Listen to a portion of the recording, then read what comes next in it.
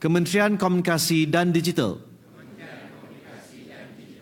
memastikan staf di bawah selian saya tidak akan melibatkan diri dalam sebarang bentuk jenayah rasuah.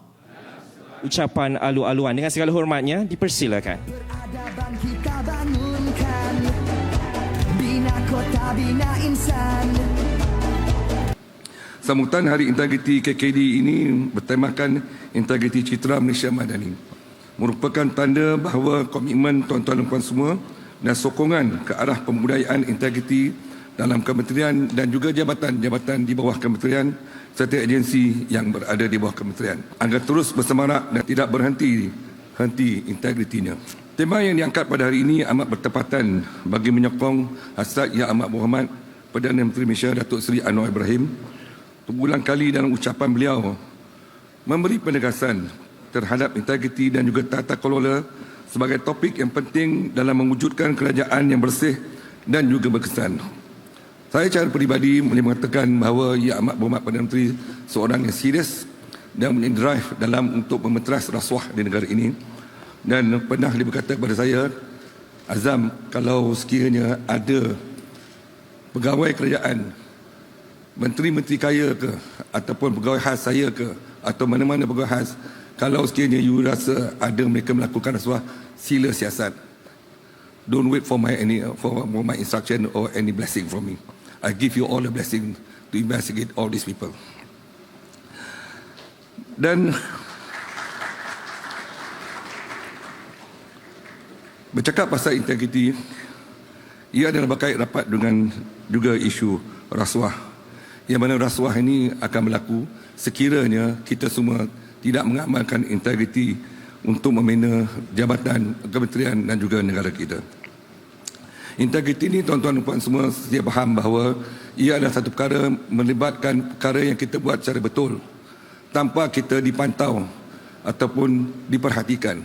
Dalam Al-Quran pun banyak ayat-ayat mengatakan bahawa Allah melihat apa yang kita buat. Jadi apabila kita membuat satu perkara yang baik ataupun buruk, sebenarnya dalam hati kita, kita sendirilah yang merasakan bahawa ianya baik ataupun tidak baik. Dan seterusnya, untuk membimbing diri kita ni sebenarnya tuan-tuan dan puan pada saya lah. Bukan sebab kita ni diperhatikan, tetapi rasa dari kita ini ataupun roh kita sendiri sebenarnya untuk melakukan perkara-perkara yang baik dalam dunia ini supaya negara kita aman dan sentosa. Justru itu, seperti mana kita semua faham, rasuah menghalang kemajuan sesebuah negara dan juga tamadun. Negara tidak akan maju dan tamadun akan dibina, yang dibina akan musnah jika rasuah tidak dimeteras. Wang yang diperuntukkan untuk pembangunan negara telah disalahgunakan serta dirampas oleh perasuah. Tadi saya bercakap dengan Tan Sri Salim mengenai satu kes yang berlaku di Sabah.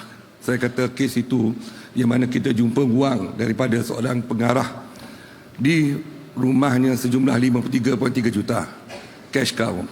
Saya kata dalam hidup saya, mungkin selepas saya pencen pun saya tak akan jumpa kes begini.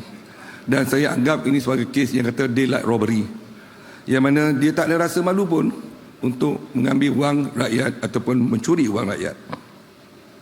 Ini bercakap pasal rasuah ini, ada juga kita bercakap pasal ketirisan dana ataupun leakages. Yang mana ketirisan dana dalam kerajaan, ia menyebabkan kita akan berbelanja lebih ke arah yang merugikan kita dan tidak pasal-pasal kita juga kena kerja lebih untuk menampung kehilangan dana berkenaan. Dalam kita menyelamatkan dana ni, Yang Berhormat, ada dua perkara, sama ada kita cost saving ataupun kita meningkatkan ekonomi kita. Paling tidak pun kalau kita dapat mengurangkan ketirisan, ialah kita sebenarnya cost saving. Katalah kita dapat menyelamatkan wang setahun, lebih kurang katalah 20 bilion. Bercakap pasal 20 bilion kita dapat selamatkan secara tidak langsung. Wang ini boleh digunakan dalam pelbagai hal. Membayar gaji pekerja ataupun mungkin dapat meningkatkan bonus kepada pegawai-pegawai kerajaan pun sudah cukup. Saya rasa bonus pun kalau nak bayar pun lebih kurang budget implication sebanyak 2 bilion saja setahun. Kalau kita boleh selamatkan dalam 20 bilion, maka 2 bilion daripada 20 bilion tu taklah begitu banyak.